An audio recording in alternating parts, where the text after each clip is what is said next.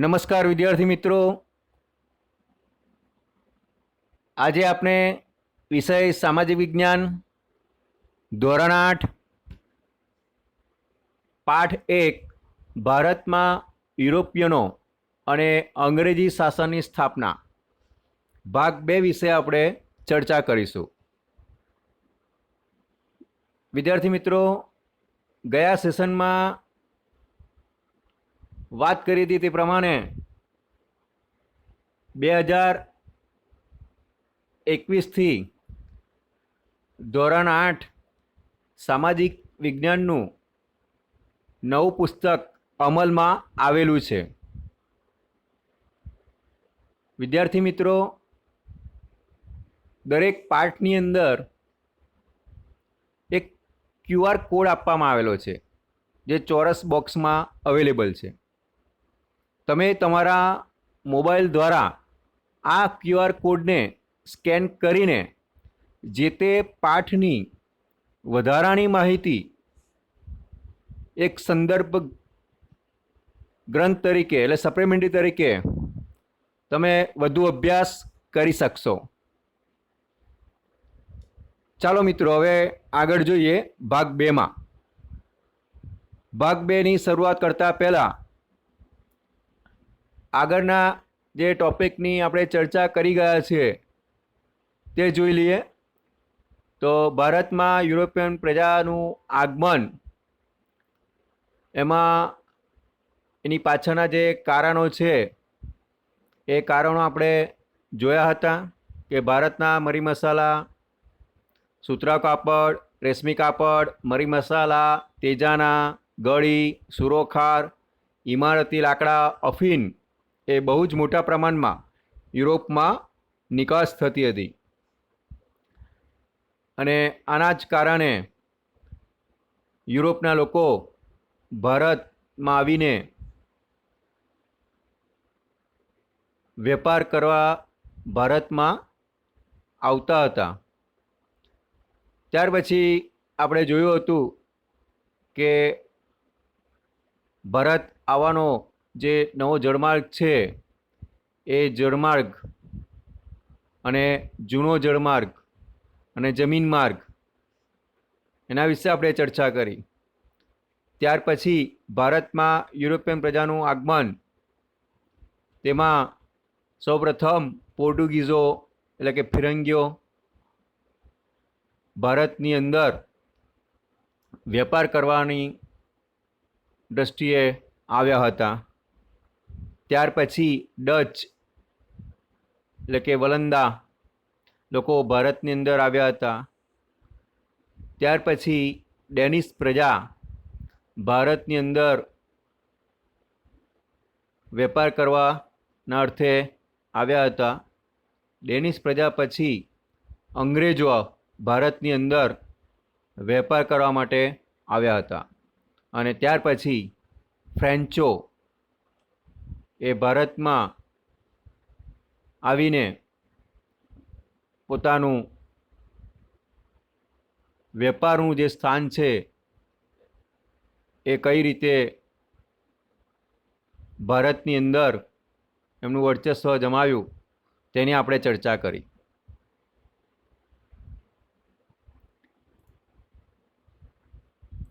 હવે મિત્રો,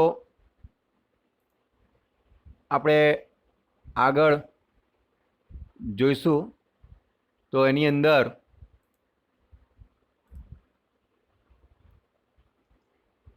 last time આપણે જોઈ ગયા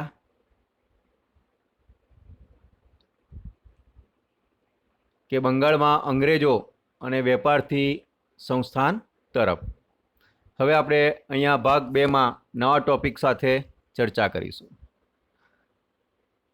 તો સૌપ્રથમ આપણે જોઈએ પ્લાસીનું યુદ્ધ। વિદ્યાર્થી મિત્રો, તમે અહીંયા જોઈ શકો છો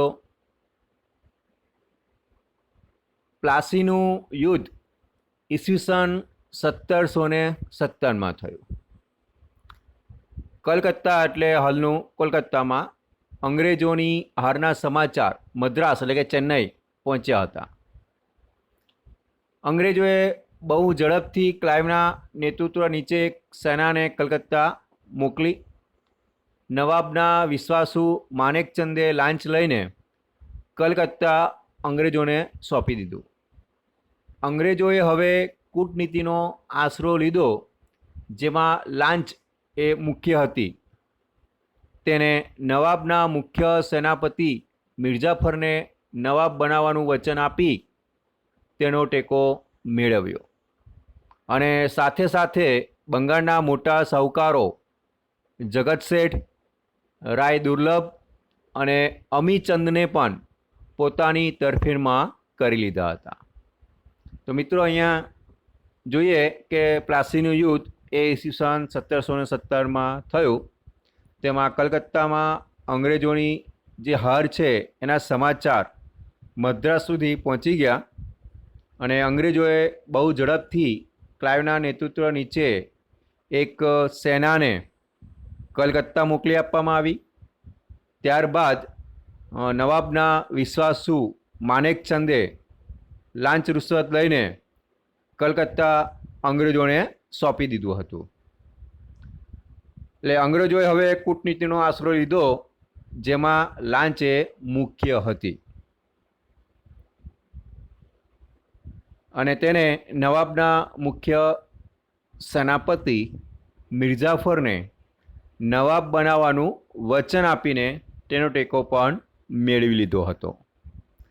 સાથે સાથે બંગાળના મોટા સાહુકારો કે જેમની નામના થાય તેવા લોકો, એમાં જગત શેઠ, રાય દુર્લભ અને અમીચંદને પણ અંગ્રેજોએ પોતાની તરફેણમાં કરી લીધા હતા. માર્ચ 1757માં ફ્રેન્ચ વસાહત પર અંગ્રેજોએ આક્રમણ કરી નવાબના સાર્વભૌમત્વને પડકાર્યું. 23મી જૂન 1757ના રોજ ક્લાઇવના નેતૃત્વ હેઠળ અંગ્રેજ સેના અને નવાબની સેના વચ્ચે મુર્શિદાબાદ પાસે આવેલા પ્લાસી નામના સ્થળે યુદ્ધ થયું. મિત્રો, અહીંયા જોઈએ તો 1757 માર્ચમાં ફ્રેન્ચની જે વસાહત હતી એના પર અંગ્રેજોએ આક્રમણ કર્યું અને નવાબના સાર્વભૌમત્વને પડકારવામાં આવ્યું. 23મી જૂન 1757ના રોજ ક્લાઇવના નેતૃત્વ હેઠળ અંગ્રેજ સેના અને નવાબની સેના વચ્ચે મુર્શિદાબાદમાં આવેલ પ્લાસીના નામના સ્થળે, એટલે પ્લાસી એક જગ્યાનું નામ છે, ત્યાં આ સ્થળે યુદ્ધ થયું હતું. અને નવાબના સેનાપતિઓએ અંગ્રેજોનો મુકાબલો કર્યો, પરંતુ મિર્જાફરના વિશ્વાસઘાતને કારણે નવાબની સેના હારી ગઈ. કારણ કે આપણે આગળ જોઈ ગયા કે જે સેનાપતિ છે એ સેનાપતિને અંગ્રેજોએ લાલચ આપી હતી અને એને નવાબ બનવાનું વચન અંગ્રેજોએ આપ્યું હતું. અને એના કારણે આ નવાબની સેના અંગ્રેજો સામે હારી ગઈ. મિર્જાફરને નવાબ બનાવવામાં આવ્યો અને સિરાજઉદ્દૌલાને પકડી તેની હત્યા કરી દેવામાં આવી. અંગ્રેજોને નવાબે 24 પરગણા વિસ્તારની જાગીર આપી અને જકાત વગર વેપાર કરવાની છૂટ આપી. એટલે મિર્જાફર જે છે એ મિર્જાફર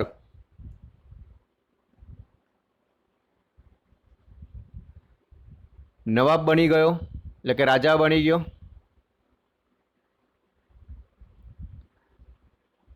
મિર્જાફરને નવાબ બનાવી દેવામાં આવ્યો અને સિરાજઉદ્દૌલાને પકડી અને તેની હત્યા કરી દેવામાં આવી. અને અંગ્રેજોને નવાબે 24 પરગણા વિસ્તારની જાગીર આપી, એટલે એને જાયદાદ જમીન આપી અને જકાત વગર વેપાર કરવાની છૂટ પણ આપી. એટલે જે અંગ્રેજો છે એ લોકોને વેપાર કરવાની છૂટ આપી, પરંતુ એ વેપાર કરવાની છૂટની અંદર એ લોકોએ જકાત ભરવી નહીં. તો પ્લાસીના યુદ્ધ પછી સમગ્ર બંગાળ અંગ્રેજોના અધિકારમાં આવી ગયું અને અહીંથી તેઓ વેપારીમાંથી સંસ્થાના માલિક બની ગયા. એટલું જ નહીં, ભારતના વિજયનો માર્ગ પણ અહીંથી શરૂ થયો. ઈસવીસન 1818 સુધીમાં સમગ્ર ભારત અંગ્રેજી શાસન હેઠળ પરિવર્તિત થઈ ગયું. એટલે અહીંયા મિર્જાફર બંગાળનો નવાબ બની ગયો. સિરાજઉદ્દૌલાની ધરપકડ કરવામાં આવી અને એની હત્યા કરી દેવામાં આવી. ત્યાર પછી અંગ્રેજોને નવાબે 24 પરગના વિસ્તારની જાગીર આપી દીધી અને જકાત વગર વેપાર કરવાની છૂટ પણ આપી દીધી. અને ત્યાર પછી પ્લાસીના યુદ્ધ પછી સમગ્ર બંગાળ અંગ્રેજોના અધિકારમાં આવી ગયું. અહીંથી તેઓ વેપારીમાંથી સંસ્થાના માલિક બની ગયા.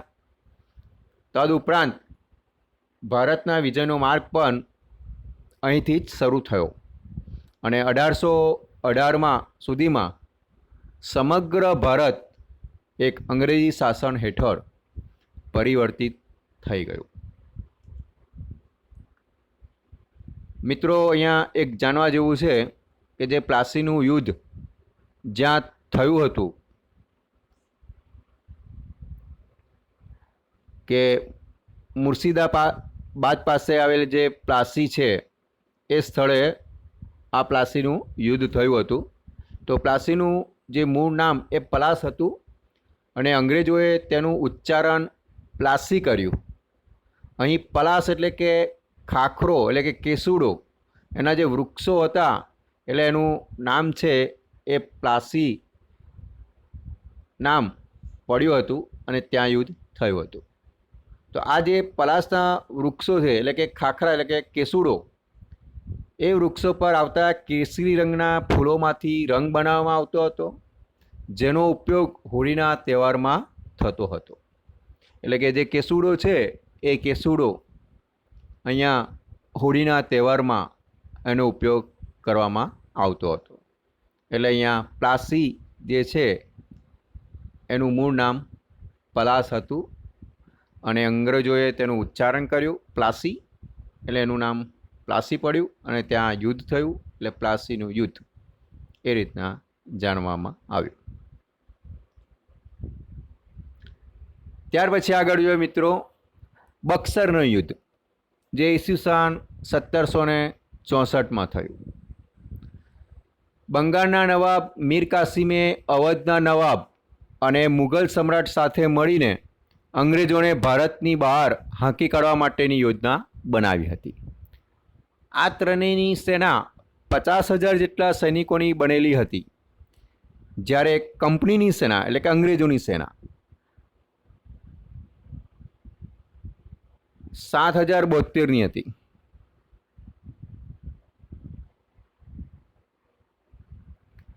મેજર મનરોના વડપણ હેઠળ ભારતના 3 શાસકો સાથે બક્સરનું યુદ્ધ 22મી ઓક્ટોબર 1764 થયું. એટલે અહીંયા બક્સરના યુદ્ધની અંદર બંગાળનો નવાબ મીર કાસિમ અવધનો નવાબ અને મુઘલ સમ્રાટ સાથે મળીને અંગ્રેજોને ભારતની બહાર કાઢી મૂકવાની યોજના બનાવી હતી. એટલે બંગાળનો નવાબ મીર કાસિમ, અવધનો નવાબ, મુઘલ સમ્રાટ, આ લોકોએ યોજના બનાવી કે અંગ્રેજોને હવે ભારતમાંથી આપણે બહાર કાઢી દઈએ. આ ત્રણેય સેના 50,000 જેટલા સૈનિકોની બનેલી હતી, જ્યારે કંપનીની સેના 7,072 હતી. મેજર મનરોના વડપણ હેઠળ ભારતના 3 શાસકો સાથે બક્સરનું યુદ્ધ 22મી ઓક્ટોબર 1764ની અંદર થયું. અંગ્રેજો જીત્યા અને પ્લાસીનો નિર્ણય દ્રઢ બન્યો. એક સાથે 3 સત્તાઓને હરાવનારા અંગ્રેજોનો પડકાર કરવાવાળું ભારતમાં હવે કોઈ હતું નહીં.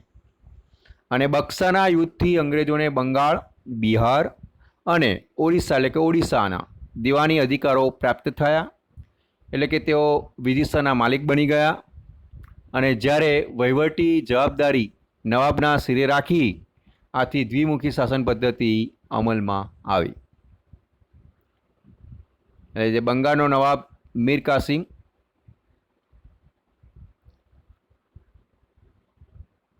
અવધનો નવાબ અને મુઘલ સમ્રાટ, આ ત્રણેય મળીને અંગ્રેજોને ભારતમાંથી હાંકી કાઢવા માટેની યોજના બનાવી.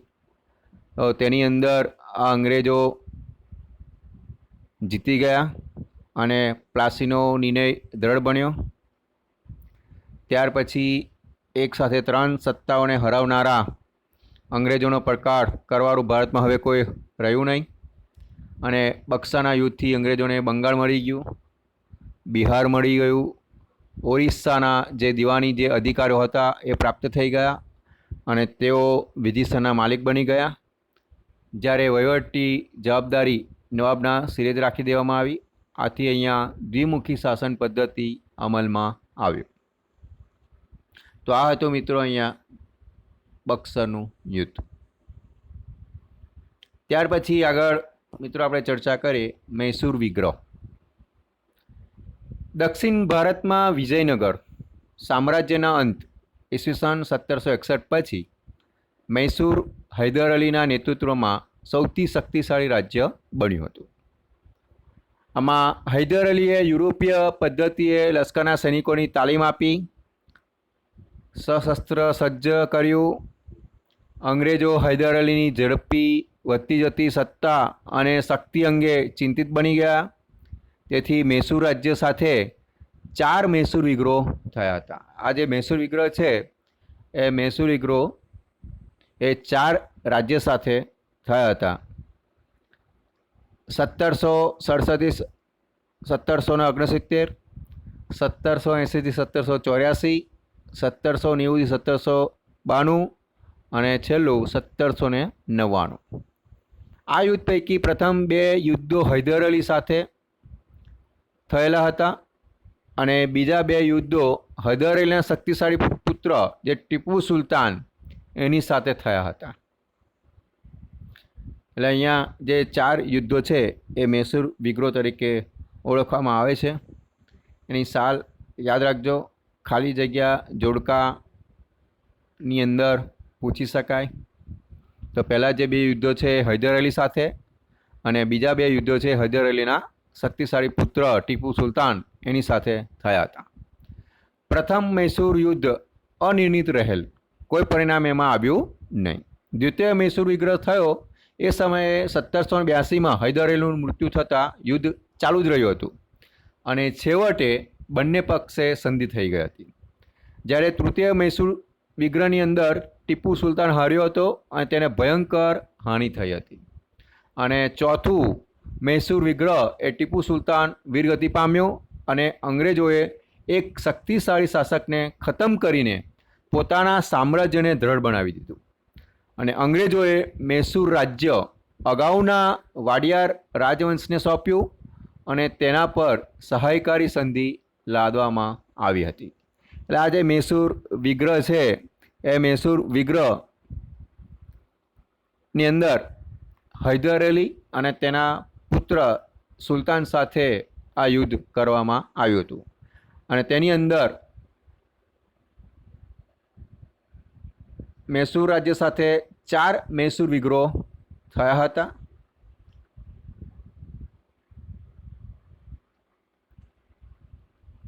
ત્યાર પછી આગળ ચર્ચા કરીએ મિત્રો મરાઠા યુદ્ધ. મરાઠા યુદ્ધની અંદર 18મી સદીમાં કંપની મરાઠાની તાકાત તોડવા માટે પ્રયત્નશીલ હતી અને ઈસવીસન 1761માં પાણીપતના ત્રીજા યુદ્ધમાં મરાઠાઓની હાર થઈ અને દિલ્હીની ગાદી હસ્તગત કરવામાં નિરાશા મળી. મરાઠાઓએ પોતાના રાજ્યને કેટલાક વિભાગોમાં વહેંચ્યું. તેમણે દરેક વિભાગ પર સિંધિયા, હોલકર, ગાયકવાડ અને ભોસલે જેવા રાજવંશોને સત્તા સોંપી હતી. આ રાજવંશો પેશવા એટલે કે સર્વોચ્ચ મંત્રીના નિયંત્રણમાં હતા. પેશવાના નિયંત્રણ હેઠળ કોન્ફેડરેસી રાજ્યમંડળના સભ્યો હતા. પેશવા લશ્કરી અને વહીવટી વડા હતા અને તેનું મુખ્ય મથક પુણેમાં હતું. એટલે મરાઠા લોકો વચ્ચે યુદ્ધ થયું એમાં અલગ અલગ રીતે એ લોકોને વહેંચી દેવામાં આવ્યા, જેની અંદર મરાઠાઓ જે છે એ અલગ અલગ રીતે એના વિભાગ પાડી દેવામાં આવ્યા. સિંધિયા, હોલકર, ગાયકવાડ, ભોસલે રાજસત્તાઓને જે રાજવંશ છે એની સત્તા સોંપી દેવામાં આવી અને રાજવંશો પેશવાના નિયંત્રણ હેઠળ હતા. પેશવાના નિયંત્રણ હેઠળ કોન્ફેડરેસી રાજ્ય મંડળના સભ્યો હતા અને પેશવા એ લશ્કરી અને વહીવટી વડા હતા અને તેમનું જે મુખ્ય મથક છે એ પુણેમાં હતું. તો મિત્રો આગળ જોઈએ કે મરાઠા અને અંગ્રેજો વચ્ચે કેટલાક યુદ્ધો થયા. પ્રથમ યુદ્ધ 1775થી 1782ની અંદર, તેમાં સાલબાઈની સંધિ ઈસવીસન 1782માં થઈ હતી અને બંને એકબીજાને ક્ષેત્રો પર પરત આપવાનું નક્કી કર્યું અને કોઈની પણ હાર કે જીત ન થઈ. દ્વિતીય અંગ્રેજ મરાઠા યુદ્ધ એ 1803થી 1805માં થયું અને વેલેસ્લીએ મરાઠાઓ પર અંગ્રેજોની આણ વર્તાવી. આ યુદ્ધથી ઓડિશા અને યમુનાના ઉત્તરે આવેલા જે આગ્રા અને દિલ્હીના ક્ષેત્રો છે એ અંગ્રેજોના કબજામાં આવી ગયા હતા. તૃતીય અંગ્રેજ મરાઠા યુદ્ધની અંદર 1817થી 1819 એ મરાઠાની તાકાત કચડી નાખવા માટે આવી અને પેશવાને પુણેમાંથી હટાવીને કાનપુર પાસે બિઠુરમાં પેન્શન આપી મોકલી દીધો. હવે વિધ્યાંચલથી લઈ દક્ષિણના બધા જ ભાગ પર કંપનીની સત્તા સ્થપાઈ અને સંપૂર્ણ ભારત પર બ્રિટિશ સત્તાની સ્થાપના થઈ. તો મિત્રો અહીંયા જે મરાઠા અને અંગ્રેજો વચ્ચે જે યુદ્ધ થયા એમાં પ્રથમ યુદ્ધ 1775થી 1782માં, ત્યાર પછી દ્વિતીય યુદ્ધ જે છે અંગ્રેજ મરાઠા યુદ્ધ લડાયું એમાં 1803થી 1805. ત્યાર પછી તૃતીય યુદ્ધ જે છે એ અંગ્રેજ અને મરાઠા વચ્ચે યુદ્ધ લડાયું એ 1817થી 1819 વચ્ચે. તો આ પ્રમાણે 3 યુદ્ધો અહીંયા કરવામાં આવ્યા ને એની અંદર અંગ્રેજો જે છે એ પોતાની ડાક જમાવી અને પોતાની સત્તા જમાવી અને સંપૂર્ણ ભારત પર બ્રિટિશ સત્તાની સ્થાપના થઈ.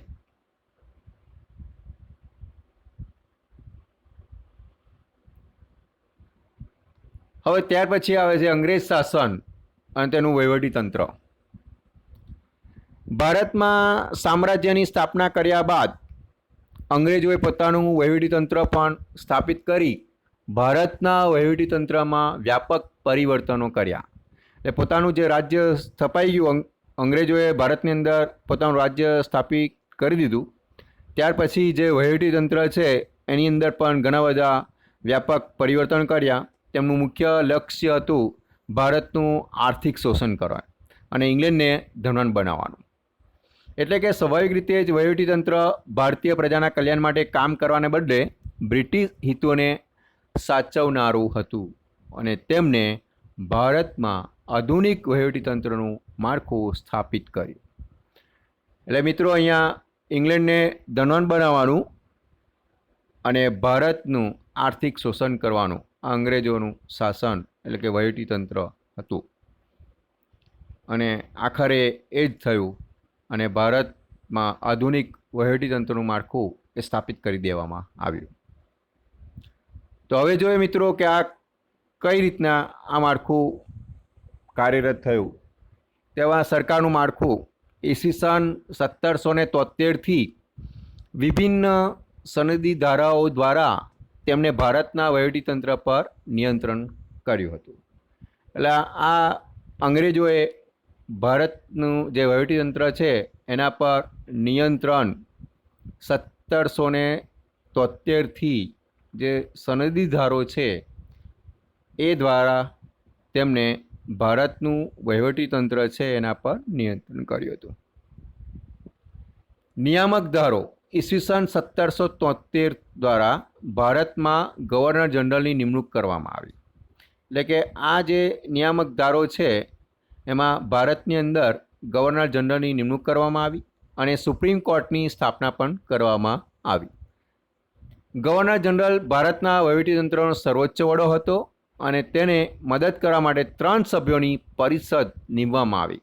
એટલે કે અહીંયા જે ગવર્નર જનરલ છે એ ભારતના વહીવટીતંત્રનો સર્વોચ્ચ વડો હતો અને તેને મદદ કરવા માટે 3 સભ્યોની પરિષદ નિમવામાં આવી. તેમાં ઈસવીસન 1813માં બ્રિટિશ સંસદે સનદી દ્વારા કંપનીનો વેપારિક એકાધિકાર સમાપ્ત કરી સનદી ધારા ઈસવીસન 1833 અંતર્ગત સંપૂર્ણપણે બ્રિટિશ સંસદના નિયંત્રણમાં મૂકી દીધો. આ જે સનદી ધારો છે 1833 એ વિશાળ સત્તાઓ ધરાવતો હતો અને ગવર્નર જનરલની નિમણૂક કરી, જે સંપૂર્ણ ભારત પર કાયદા પણ ઘડી શકતો હતો અને ગવર્નર જનરલની પરિષદમાં એક સભ્ય કાયદા સભ્યને નિમવામાં આવ્યો. સનદી ધારા 1853માં અન્વયે બ્રિટિશ સંસદે ઈસ્ટ ઇન્ડિયા કંપનીની પર જે પોતાનું પ્રભુત્વ છે એ વધારીને મોટાભાગની સત્તાઓ પોતાની પાસે લઈ લીધી હતી. એટલે અહીંયા જે સનદી ધારા છે એ સનદી ધારા લાગુ પાડવામાં આવ્યા અને ભારતનું જે વહીવટીતંત્ર છે એના પર નિયંત્રણ મૂકવામાં આવ્યું. ત્યાર પછી સનદી સેવાઓ કઈ કઈ સેવાઓ છે એના વિશે આપણે જોઈએ. તો ગવર્નર જનરલ કોર્નવાલિસે ભારતમાં સનદી સેવાઓ શરૂ કરી અને તેને કંપનીના કર્મચારીઓને વેપાર કરવા પર પ્રતિબંધ મૂકી અને ભ્રષ્ટાચાર વિરુદ્ધ નિયંત્રણ મૂકી દીધા. મહેસૂલ તંત્ર અને ન્યાયતંત્રને જુદા કરી દીધા. કલેક્ટરને સવેતન વ્યવસ્થિત સેવાઓ સોંપવામાં આવી હતી. એટલે ગવર્નર જનરલ જે કોર્નવાલિસ છે એ ભારતની અંદર સનદી સેવાઓ શરૂ કરી. એ સનદી સેવાઓ શરૂ કરી એની અંદર કર્મચારી જે કંપનીના કર્મચારીઓ છે એને વેપાર કરવા પર પ્રતિબંધ મૂકી દીધો, ભ્રષ્ટાચાર વિરુદ્ધ નિયંત્રણ મૂકી દીધા, મહેસૂલ તંત્ર ન્યાયતંત્રને જુદા કરી દીધા અને કલેક્ટરને સવેતન વ્યવસ્થિત સેવાઓ સોંપવામાં આવી હતી. વેલેસ્લીએ ભારતીય સનદી સેવામાં બ્રિટનથી આવતા અધિકારીઓ માટે એક તાલીમ સંસ્થાની પણ સ્થાપના કરી, જે કલકત્તામાં ફોર્ટ વિલિયમ કોલેજ તરીકે ઓળખાય છે. મિત્રો, અહીંયા વેલેસ્લીએ બ્રિટનથી આવતા જે અધિકારીઓ હોય એના માટેની એક તાલીમ સંસ્થા શરૂ કરી દીધી, જે કલકત્તાની અંદર છે અને તેને ફોર્ટ વિલિયમ કોલેજ તરીકે ઓળખાય છે. આ પહેલાં મોટાભાગની નિમણૂક ઈસ્ટ ઇન્ડિયા કંપનીના નિયામક મંડળ દ્વારા થતી હતી. એટલે અત્યારે જે આ સેવા છે એ મોટાભાગની જે નિમણૂક છે એ ઈસ્ટ ઇન્ડિયા કંપનીના નિયામક મંડળ દ્વારા થતી હતી, જે હવે વેલેસ્લી કરે છે. ડેલહાઉસીના સમયમાં બ્રિટિશ સંસદે ઈસવીસન 1853ના સનદી ધારા અન્વયે સનદી સેવાઓમાં પ્રવેશ મેળવવા એની સ્પર્ધાત્મક પરીક્ષાઓ શરૂ કરવા માટે એની હિમાયત કરી. એટલે કે જેને પણ આ સનદી ધારા અન્વયે જે પણ કંઈ પરીક્ષા આપવી હોય એ પ્રવેશ પરીક્ષા તમારે આપવાની એવી હિમાયત ડેલહાઉસીએ કરી. પછીથી ભારતીયો પણ આવી સનદી સેવામાં સ્પર્ધાત્મક પરીક્ષા આપી અને જોડાઈ શકે તેવા નિયમો પણ કરવામાં આવ્યા. એટલે આ જે સનદી સેવાઓ છે એની અંદર તમારે નોકરી કરવી હોય તો તમારે આ પરીક્ષા પાસ કરવી પડે. અંગ્રેજોએ ઈસવીસન 1850 સુધી ઉચ્ચ વહીવટીતંત્ર, નાગરિક સેવાઓ, સેના, પોલીસ અને ન્યાયતંત્ર જેવા મહત્ત્વપૂર્ણ વિભાગોમાં ઉચ્ચ હોદ્દાઓ પર માત્ર અંગ્રેજ અધિકારીઓની જ નિમણૂક કરી હતી. એટલે કે અંગ્રેજોએ 1850 સુધી જે ઊંચા હોદ્દા હોય, વહીવટીતંત્ર હોય, નાગરિક સેવા હોય, સેના હોય, પોલીસ તંત્ર હોય, ન્યાયતંત્ર હોય, તો આવું જે મહત્ત્વપૂર્ણ જે વિભાગ હોય એની અંદર ઉચ્ચ હોદ્દા એ ઉપર ફક્ત અને ફક્ત અંગ્રેજ અધિકારીઓની જ નિમણૂક કરી હતી. માત્ર સામાન્ય હોદ્દાઓ અને ઓછા પગારવાળી જે નોકરીઓ હતી, જેમ કે ક્લાર્ક છે, સૈનિક છે, એવી નોકરીઓ પર ભારતીયોને નિમવામાં આવ્યા હતા. તો આ જે સનદી સેવાઓ જે છે એ અંગ્રેજોએ કઈ રીતના ભારતની અંદર સ્થાપી તેના વિશે આપણે ચર્ચા કરી. મિત્રો, આગળ જોઈએ કે લશ્કર. તો લશ્કરની અંદર પણ અંગ્રેજોએ ઘણી બધી કૂટનીતિ અપનાવી, તેના વિશે ચર્ચા કરીએ. તો લશ્કરની અંદર ભારતમાં બ્રિટિશ શાસન વિશિષ્ટ લશ્કરી નીતિને કારણે અસ્તિત્વમાં આવ્યું હતું. તેનું લક્ષ્ય ભારત જીતવાનું તેમજ ભારતના આંતરિક વિદ્રોહોને દબાવવાનું અને બ્રિટિશ સામ્રાજ્યનો વિકાસ કરવાનું હતું. એટલે જે બ્રિટિશ શાસન જે છે એ વિશિષ્ટ લશ્કરી નીતિને કારણે અસ્તિત્વમાં આવ્યું હતું અને તેનું લક્ષ્ય ભારત જીતવાનું તેમજ ભારતના આંતરિક વિદ્રોહોને દબાવવાનું અને બ્રિટિશ સામ્રાજ્યનો વિકાસ કરવાનું હતું. તેમાં એ સફળ નીવડ્યા હતા અને કંપનીની સેનામાં અનેક ભરતીઓ સૈનિકો હતા એ જોડાયા હતા. અંગ્રેજો જ માત્ર ઉચ્ચ અધિકારીઓ બની શકતા હતા. ભારતીયો લશ્કરમાં સુબેદારથી ઊંચો હોદ્દો ધરાવી શકતા નહીં અને સૈનિકોને નિયમિતપણે માસિક પગાર મળતો હતો. તો મિત્રો અહીંયા તમે જોઈ શકો છો કે 1857 સુધી કંપનીના લશ્કરના કુલ 3,11,400 સૈનિકોમાંથી 2,65,900 એ ભારતીય સૈનિકો હતા. એટલે કે એમને જે પગાર છે એ ઓછો આપવામાં આવતો હતો અને ઉચ્ચ જે અધિકારીઓ હતા એ અંગ્રેજોના જ હતા લશ્કરની અંદર અને સુબેદાર જે છે એનો ઊંચો હોદ્દો ધરાવી શકતા નહીં અને સૈનિકોને માસિક પગાર આપવામાં આવતો હતો.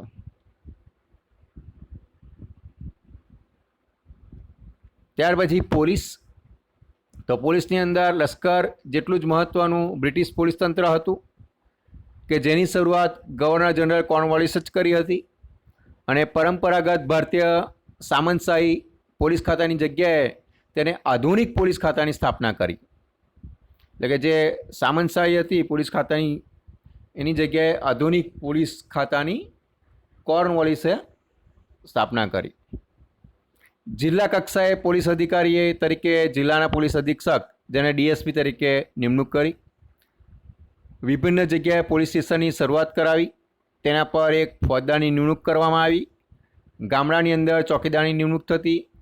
પોલીસ તંત્રમાં પણ ઉચ્ચ હોદ્દાઓ પર માત્ર અંગ્રેજો જ રહી શકતા હતા અને ભારતીયો એટલે કે સિપાઈ કોન્સ્ટેબલ કક્ષાએ કામ કરતા હતા. એટલે મિત્રો પોલીસમાં પણ આ જ હતું કે જે ઊંચા હોદ્દા પર ફક્ત અંગ્રેજો જ રહેતા હતા અને ભારતીયો જે છે એની જે પદવી છે એ નિમ્ન કક્ષાની આપવામાં આવતી હતી. ત્યાર પછી આપણે જોઈએ ન્યાયતંત્ર વિશે. તો ભારતમાં ન્યાયતંત્રની શરૂઆત વોરન હેસ્ટિંગ્સે કરી હતી. પરીક્ષામાં પૂછાય મિત્રો, ખાલી જગ્યા જોડકામાં એક વાક્યમાં યાદ રાખજો કે ભારતમાં ન્યાયતંત્રની શરૂઆત કરનાર કોણ? તો વોરન હેસ્ટિંગ્સ. ઈસવીસન 1773ના નિયામક ધારા અન્વયે ભારતમાં સર્વોચ્ચ અદાલતની સ્થાપના થઈ હતી. અંગ્રેજોએ ન્યાયતંત્રમાં દીવાની અને ફોજદારી એમ બે પ્રકારની કોર્ટની સ્થાપના કરી હતી. એટલે કે અહીંયા જે ન્યાયતંત્ર છે એમાં બે પ્રકારની કોર્ટ છે. પહેલું છે દીવાની અને બીજું છે ફોજદારી. કોર્નવાલિસ 1793માં ન્યાય વ્યવસ્થામાં ખાસ્સા પરિવર્તનો કર્યા. તેને 4 પ્રાંતીય અદાલતો શરૂ કરી. તેમજ દરેક જિલ્લામાં જિલ્લા ન્યાયાધીશના વડપણ હેઠળ દીવાની અદાલતની સ્થાપના કરી. ત્યાર પછી જિલ્લા અદાલતો ઉપર દીવાની અદાલતો સ્થાપવામાં આવી. જ્યારે જિલ્લાના ન્યાયાલય ઉપર નીચે રજિસ્ટ્રારની અદાલતો અને તેની નીચે તાલુકા અદાલતો સ્થાપવામાં આવી. ન્યાયાધીશોને મુનસફ અને અમીન તરીકે ઓળખવામાં આવતા હતા. તેઓ ભારતીય ન્યાયાધીશ હતા. જો કે ભારતીય ન્યાયાધીશોની નિમ્ન સ્તરે નિમણૂક કરવામાં આવી હતી.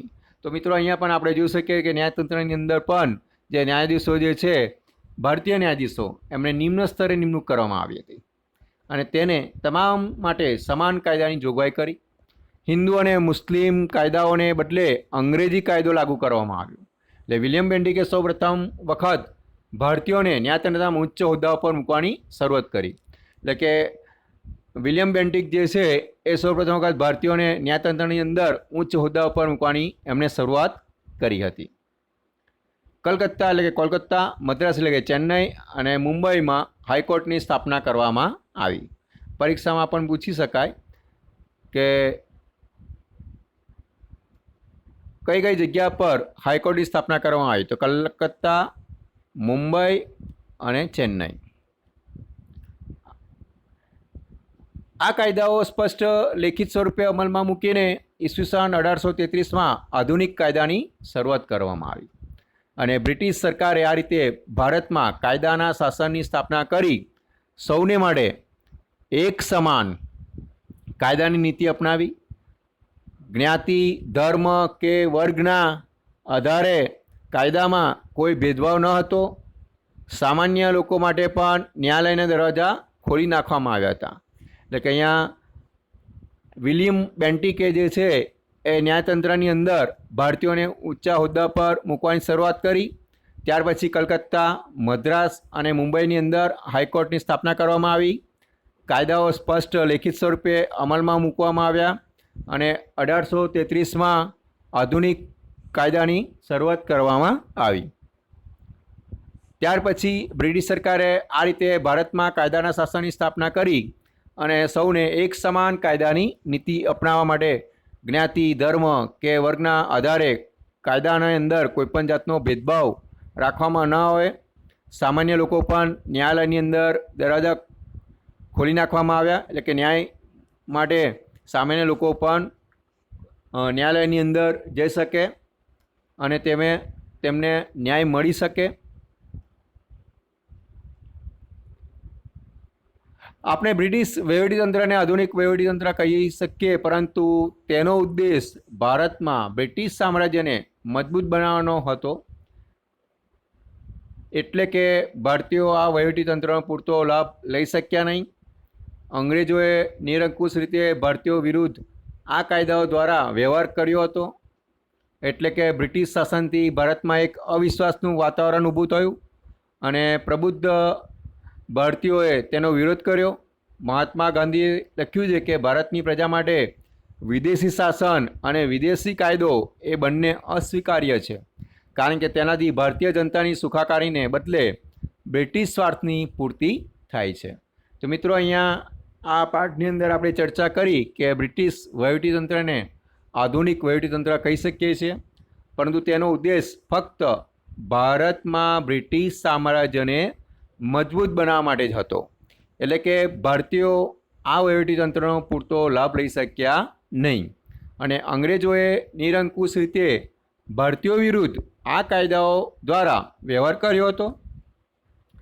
એટલે કે બ્રિટિશ શાસનથી ભારતમાં એક અવિશ્વાસનું વાતાવરણ ઊભું થયું અને દરેક ભારતીયો તેનો વિરોધ કર્યો અને ગાંધીજીએ કીધું હતું કે લખ્યું હતું, ભારતની પ્રજા માટે વિદેશી શાસન અને વિદેશી કાયદો એ બંને અસ્વીકાર્ય છે, કારણ કે તેનાથી ભારતીય જનતાની સુખાકારીને બદલે બ્રિટિશ સ્વાર્થની પૂર્તિ થાય છે.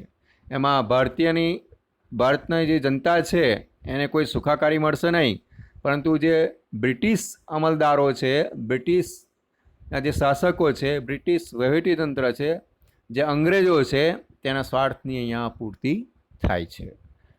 મિત્રો, અહીંયા આ પાઠ પૂર્ણ થાય છે. ફરીથી આપણે નવા સેશનમાં મળીશું.